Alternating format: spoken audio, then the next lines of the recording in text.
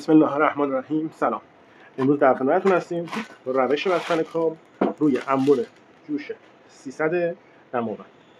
ابتدا دسته پایین انبر رو باز میکنیم.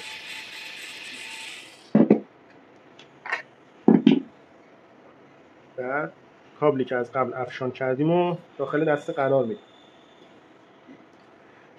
و بعد روبنده انبر رو باز میکنیم. این پیچ کامل باز میشه و کابلی که قبلا افشان کردیم و دو طرف پیچ قرار میدیم و روی انبر میبندیم.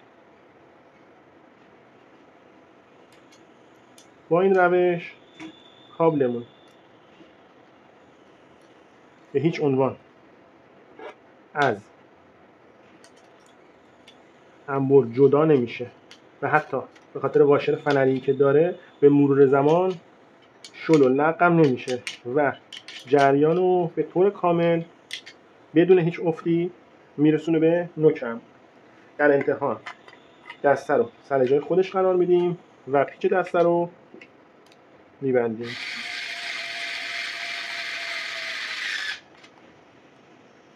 حالا انبرمون آماده است برای جوشکاری حرفه‌ای.